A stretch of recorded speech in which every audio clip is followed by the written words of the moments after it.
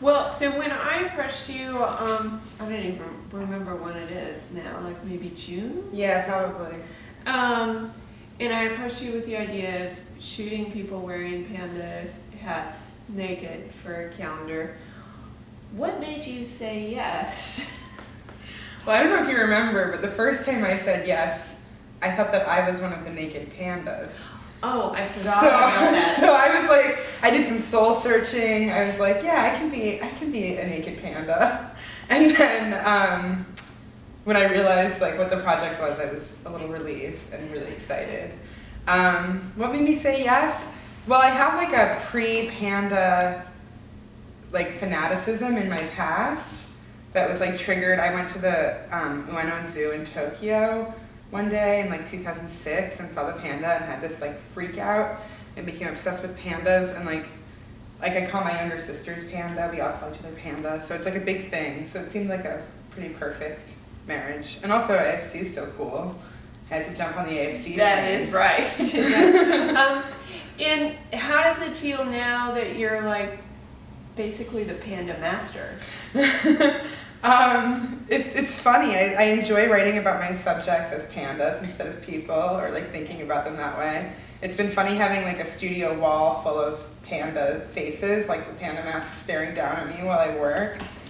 I think pandas are a good crew to be the master of. It feels right.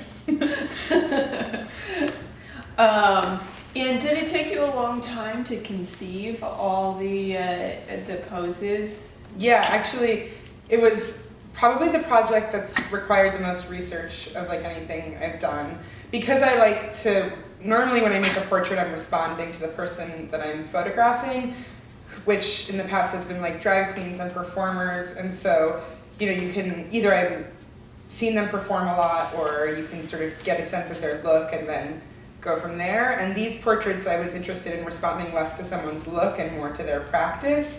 So it involved a lot more like researching who the people are and what they've done, and then kind of like filtering that through my way of thinking and coming up with like a scheme.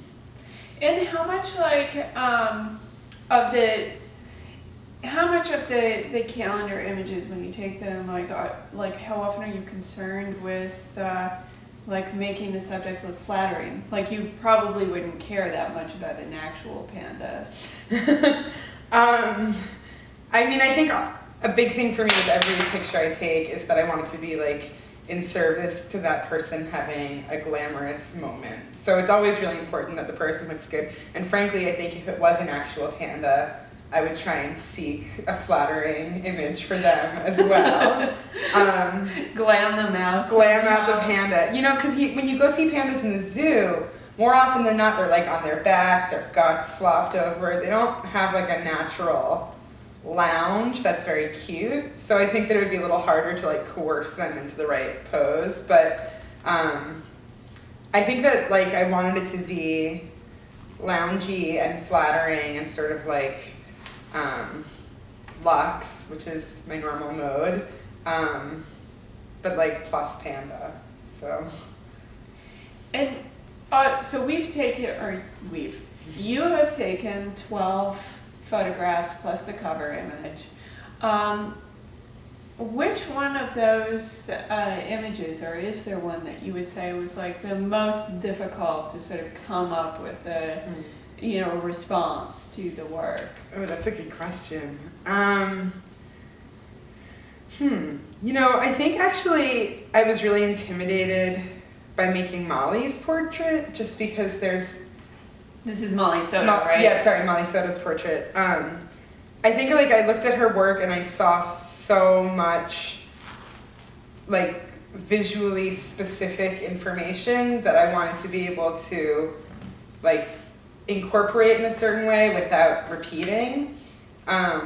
So it took like, I think sort of the most planning or like consideration, but then once I realized that she was like clearly the Valentine's panda, it like locked in and made a lot of sense and was easy to pull out.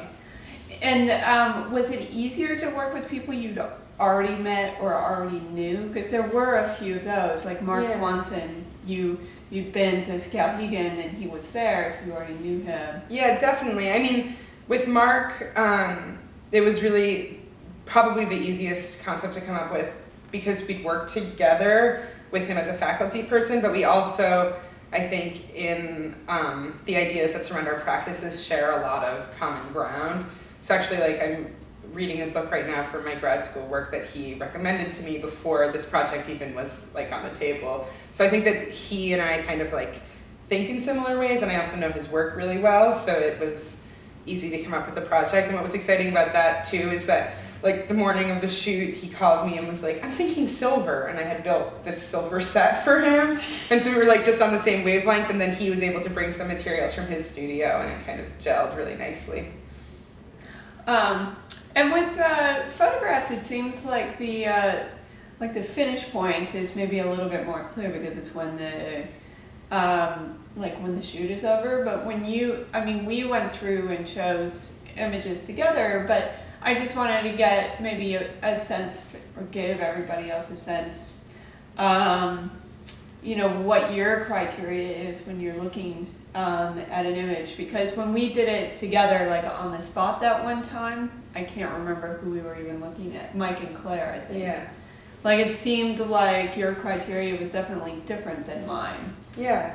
I think when I'm in the editing part, and I feel it actually when I'm shooting, I usually know kind of when I've hit the sweet spot.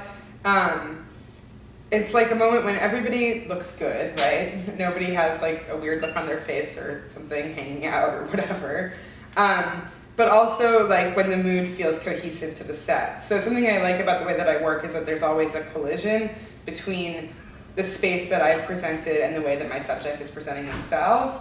And when those two things come together, there's usually a certain amount of like awkward navigation that has to happen until they like gel. So with Mike and Claire, it was raining, and but it was like a sun shower, right? So I had them under this clear umbrella, and it was supposed to be bright but look like water, but the water was all ribbon. So I think in the set, you have to you have to start believing that the ribbon is water, and like there were all these shots of sort of like interacting with the material, and finally it kind of gets into a space where it becomes like they're used to being in that environment, and I can really focus on what they look like and how they're presented. Right. Well, I think actually that's all the questions I have, unless there is something that I'm missing. I don't think so. No.